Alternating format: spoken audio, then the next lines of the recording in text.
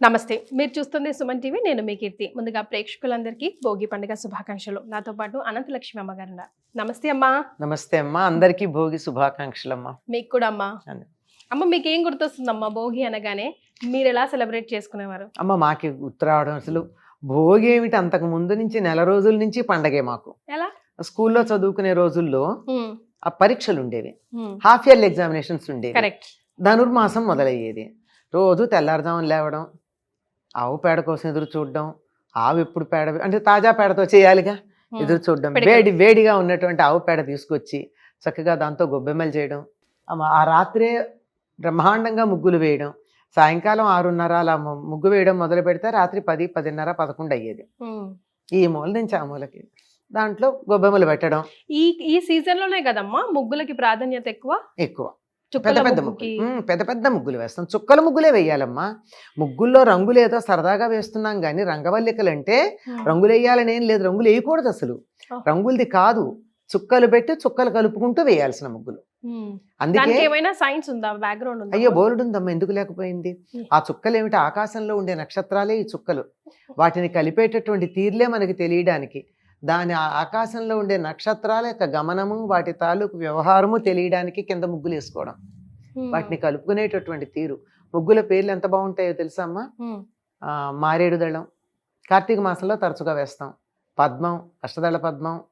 తర్వాత ఈ ఋతువు అంతా వేసేటటువంటివన్నీ విష్ణువు, ధనుర్మాసం అంతా విష్ణువుకి సంబంధించింది కదా, విష్ణు అవతారాల గురించి ఉంటాయి. ఒక కాదు, ఒక ముగ్గు పేరు చేప ముగ్గు. ఒక ముగ్గు పేరు ఆకారంలో ఉంటుంది అట, చేప ఇలా మొప్పలతో ఇలా ఎగురుతున్నట్టు ఉంటుంది అనమాట. అది గీతలతో వేసే ముగ్గు. అలాగే తాబేలు ముగ్గు చాలా బాగుంటుంది, ఇవి వేస్తాం. తర్వాత ఈ మల్లె పందిర్లు అనేవని రకరకాల పేర్లు ఉన్నాయి అనుకో. అంటే వీటిల్లో పురాణ విజ్ఞానం చూడమ్మా. ఇప్పుడు మత్స్యావతారం, కూర్మావతారం తప్పనిసరిగా ఇప్పుడు మనం తెలుసుకోవాల్సిన విషయాలే కదా. అలాగే ఇక్కడికి వచ్చేటప్పటికి రథం ముగ్గు ఎప్పుడు వేస్తాం? పండగ నాడేస్తాం. ఎందుకంటే సంక్రాంతి నాడు సూర్యుడు యొక్క రథం మారుతుంది దిశ, అందుకని పండగ నాడేమో రథం లోపలికి వస్తున్నట్టు, కనుమ నాడేమో రథం బయటికి వెళ్తున్నట్టు వేస్తాం. తర్వాత అంతకు ముందు రోజు ఏం చేస్తాము? వైకుంఠ వాకిళ్ళు అని ఒక దుష్ట సమాసం అనుకో, స్వర్గద్వారాలు అనాలన్నమాట. స్వర్గద్వారాలు వేస్తాం ముందు రోజు, రెండు రోజులు. ఒక రోజేమో భోగికి ముందు రోజు ఏం వేస్తాం? ఇలా గడులుగా ఉండి ఒక గడిలోంచి ఒక గడిలోంచి గడి ఇలా స్క్వేర్స్ వస్తాయి. ఇవన్నీ మధ్యలో ఇవి ఉండవు, తలుపులు ఉండవు, అలా ఉంటాయి. భోగినాడు ఏం చేస్తాం? ఈ గ్యాప్స్ అన్ని ఓపెన్ చేసి వేస్తాం. అంటే స్వర్గద్వారాలు తెరుచుకున్నాయి. అంటే అంతరిక్షంలో జరిగేటటువంటి విశేషాలన్నిటినీ మనం ఇక్కడ ముగ్గుల ద్వారా తెలియజెప్పడం అంత విశేషమమ్మా. నాగబంధం, ముగ్గుల్లో పేర్లు పద్మబంధం, పద్మం వేరు, పద్మబంధం వేరు, నాగబంధం. ఇలాంటివన్నీ ఏమిటంటే ఎన్నో ఆధ్యాత్మిక విశేషాలు, పౌరాణిక విశేషాలు, అంతరిక్షంలో జరిగేటటువంటి విన్యాసాల తాలూకు విశేషాలు, ఇవన్నీ మనకి ముగ్గుల్లో తెలుస్తాయి. ఒకవేళ పురాణం మర్చిపోయినా ఇది చూస్తే మనకు ఇవన్నీ గుర్తొచ్చేస్తాయి. ఇవాళ రథం ముగ్గు వెయ్యాలి అంటే ఎందుకు వెయ్యాలి అని చిన్నపిల్లలు అడుగుతారు. దానికోసమన్నా చెప్తారు కదా, ఇవాళ సూర్యుడి రథం యొక్క దిశ మారుతుంది అని. దాంతో దక్షిణాయనం వెళ్ళి ఉత్తరాయణం వస్తుందని అర్థమవుతుంది. ఇట్లా అనేకమైనటువంటి విషయాలలో మన సంప్రదాయాన్ని ముడేసి పెట్టారు. ఒకటి మర్చిపోయినా ఒక దాంట్లోంచి, ఒకదాన్ని వదిలేస్తే ఇంకో దాంట్లోంచి అన్న మనకి విషయం తెలియడానికి. సో మనం తప్పకుండా భోగి పండుగ రోజు చేయాల్సిన పనులు ఏంటమ్మా? అంటే భోగి పళ్ళు అవి పోసుకుంటూ ఉంటాం కదా, దానికి ఏముంది సైన్స్? అసలు ఎందుకు చేయాలి? అసలు భోగి పండుగ నాడు తెల్లవారుజామున రాగి కాగులో నీళ్లు కాచుకుని వేడి నీళ్ళ స్నానం చేయాలి. పూర్వం రాగే ఉండేవి, పైగా ఆ రోజు బాగా నువ్వుల నూనె రాచుకుని ఒంటికి లోపలికి ఇంకేదాకా, ఆ పైన నువ్వుల పిండితో ఒళ్ళు రుద్దుకుని తలకి కూడా బాగా నూనె పెట్టుకుని, ఎంత పెట్టుకోవాలమ్మా నువ్వుల నూనె? కళ్ళల్లోకి నూనె దిగాలి, అది లెక్క. అరికాళ్లల్లో నూనె రాచినా బాగా, మాడు మీద బాగా ఎక్కువ నూనె పెట్టుకున్నా కళ్ళల్లోకి ఆవిర్లు వచ్చేసి నూనె దిగుతుంది. అంటే కంటి చూపు ఎంత బాగుపడుతుందో ఆలోచించండి. ఆ విధంగా నూనె రాచుకుని శుభ్రంగా వదిలేటట్టుగా, ఈనాటి షాంపూల్లాగా రసాయనిక ద్రవ్యాలు కాకుండా కుంకుడుకాయ, షీకాయ ఇట్లాంటి వాటితో, శనగపిండి పెరుగుతో కూడా రుద్దుకుంటారమ్మా. ఆ రెండు కలిపి. అలా ఉన్న జిడ్డంతా వదిలించుకుని సూర్యోదయానికన్నా ముందే తలంట్లు అయిపోవాలి. ఇది కంపల్సరీ కదమ్మా, కంపల్సరీ. First rule. మొట్టమొదట ఈ రోజే కొత్త బట్టలు కట్టుకుంటారు, ఈ రోజే చక్కగా పిండి వంటలు చేసుకుంటారు, ఈ రోజే భోగి పళ్ళు పోసుకుంటారు. ఎందుకంటే ఇది ధనుర్మాసం చివరి రోజు అయిపోయింది కదా. ధనుర్మాసం మర్నాడేమవుతోంది, మకర సంక్రమణమై మకర మాసం మొదలవుతుంది. కనుక ధనుర్మాసం చివరి రోజున గోదాదేవి రంగనాథుడిని వివాహం చేసుకుంది గనక ఆనాడు భోగి, ఆవిడకి అది భోగం, అందుకని భోగి. ఈ రోజు పిండి వంటలు అంటే ముఖ్యంగా బియ్యం పిండి వంటలు చేస్తాం కదా, అరిసెలు, కొత్త బియ్యం వస్తాయి కదమ్మా, కొత్త బియ్యం కొత్త బెల్లం వస్తాయి, నువ్వుల పంట వచ్చేసి ఉంటుంది. ఇంకా అపరాలు రావు, ఏవి కందులు, పెసలు, మినుగులు లాంటివి రావు. ఉడికే మనం వాటివి పచ్చివి తెచ్చుకుని తంపటేసుకు తినడమే తప్ప పూర్తిగా రావు కదా. అంచేత ఈ నువ్వులు వచ్చేస్తాయి. కనుక బియ్యము, నువ్వులు, బెల్లముతో కలిపినటువంటి పిండి వంటలంతా చేసుకుంటాం. అరిసెలు, నువ్వులద్ది, అలాగే జంతికలు. ఇవి 6 నెలలు ఉంటాయమ్మా తాజాగా, కొత్త బియ్యం కదా, ఆ బియ్యంలో జిగురు ఉంటుంది, దాంతో చేసిన 6 నెలలు నిలవ ఉంటాయి. అంటే అన్నిట్లో కూడా నువ్వులను యాడ్ చేస్తున్నాం ఇప్పుడు మీరు చెప్పిన దానికి ఏదైనా రీజన్ ఉంటుందమ్మా? మకర రాశిలో ప్రవేశిస్తున్నాడు కదా, మకరానికి అధిపతి శని, మకర రాశికి శనికి సంబంధించినటువంటి తృప్తి కలగాలి. అందుకనే శనిని తృప్తిపరచడం కోసం తెల్లవారుదామున నువ్వుల నూనె రాచుకుంటాం. పైకేమో శనికి తృప్తి అని చెప్తాము, కానీ వాస్తవానికి ఏమిటంటే శీతాకాలం వెళ్ళిపోయింది, వేసంకాలం వస్తోంది. సరిగ్గా ఈ ఋతువు ఎలా ఉంటుందంటే పొద్దున 7:30, 8 దాకా మంచు పడి చలిగా ఉంటుంది. 8:30, 9 అయ్యేటప్పుడు చుర్రుమని ఎండ కాల్చేస్తుంది. ఈ సమయంలో ఒళ్ళు పగులుతుంది. శీతాకాలంలో కానీ ఇప్పుడు బాగా పగులుతుంది ఒళ్ళు, ఆ ఒళ్ళు పగులుతుంది, చర్మం పగులుతుంది. అలాగే లోపల మనకు కనపడవు కానీ రక్తనాళాలు అవి కూడా ఇబ్బంది పడుతూనే ఉంటాయి. ఇది కనపడుతుంది, అవి కనపడవు. వాటన్నిటికీ ఉపశమనం కలగాలి అంటే నువ్వుల నూనె మర్దనం మించి ఇంకోట్లేదు. అందుకని శుభం అని చెప్తారు, శనిపోతుంది అని చెప్తారు. శనిపోతుందంటే ఆరోగ్యం వస్తుందని అర్థం. మన వాళ్ళు ఏం చెప్పినా శారీరక మానసిక ఆరోగ్యాల గురించి చెప్పేవి ఉంటాయి తప్ప వేరేవి కాదు. కనుక పైగా తప్పనిసరిగా ఇప్పుడు నువ్వుల పంట కూడా ఇంటికి వస్తుంది. మామూలుగా నువ్వులు నేను నీకు ఇస్తే నువ్వు తీసుకోరు కూడా, శనికి సంబంధించిందని. అందుకని ఇవాళ నువ్వులు పంచుకోవడం చాలా గొప్పగా చెప్తారు. అదే బెల్లంతోనో దేంతోనో కలిపి నువ్వుల ఉండలు. అదే మనకి మహారాష్ట్ర అయితే తప్పనిసరిగా నువ్వులు ఉండలు పంచుతారు. నువ్వులు తప్పనిసరి. మొత్తం చెప్పిన స్టోరీ వింటుంటే ఈ 3 days కూడా భోగి కానీ, సంక్రాంతి కానీ, కనుమ కానీ, కనుము కానీ తండ్రి కొడుకుల్ని అంటే సూర్యుడిని, శనిశ్చరుని సాటిస్ఫై చేసే దిశగానే మన కార్యక్రమాలన్నీ, మన పండగలన్నీ ఈ 3 days కి సంబంధించి ముఖ్యంగా ఏదో ఉంది అనిపిస్తుంది.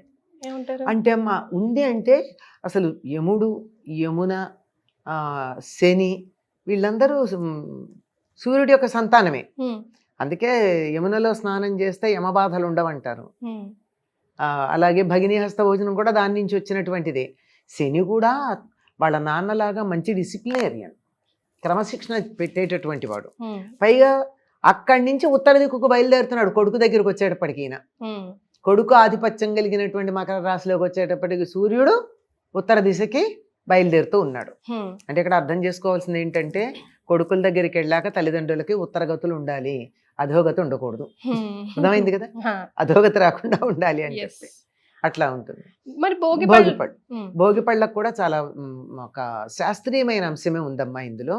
మనం వేడుకగా ఆర్భాటంగా చేస్తున్నాం కానీ దానిలో ఉన్న రహస్యం మర్చిపోతున్నాం. ఇనప పాత్రలో, కొల పాత్రలు ఉండే పూర్వం అడ్డ, కొంచెం, సోల, ఇప్పుడు అవి లేవు మనకి. అన్నిటినీ కొలుస్తున్నాం కిలోల్లోనే. అప్పుడు పాత్రలు ఉండేవి ధాన్యం కొలవడానికి, అటువంటి పెద్ద ఉండేవి.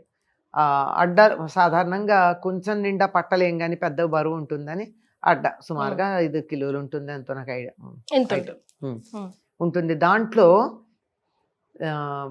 రేగిపళ్ళు వేసి, ఈ సీజన్ లో విరివిగా వస్తుంది, రేగిపళ్ళు వేసి రాగి నాణ్యం ఒకటి వేసి కాస్త శనగలో ధాన్యమో పువ్వులో వేసి అవన్నీ కలిపి దిష్టి తీస్తారు.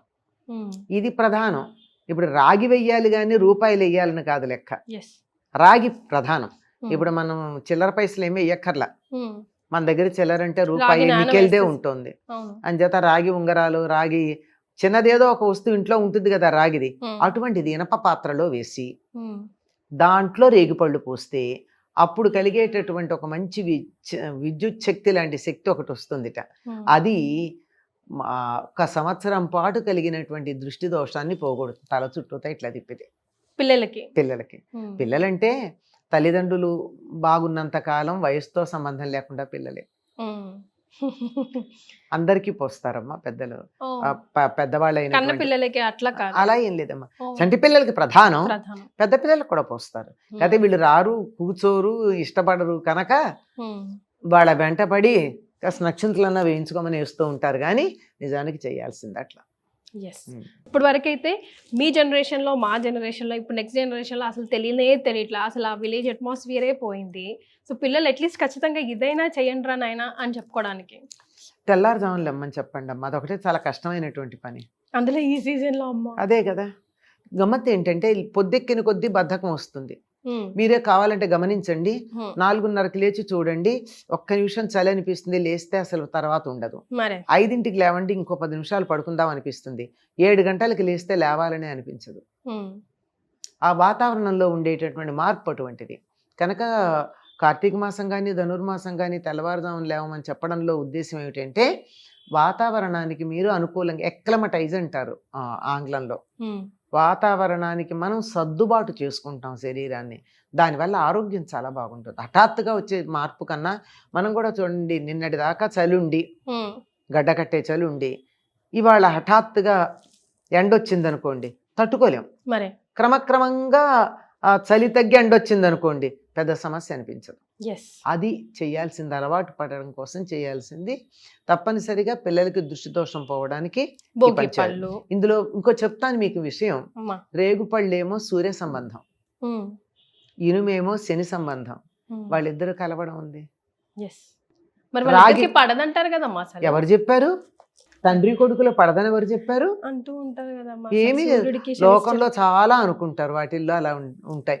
మళ్ళీనేమో రాగి కూడా సూర్యుడికి సంబంధించినటువంటి లోహంగా చెప్తారు.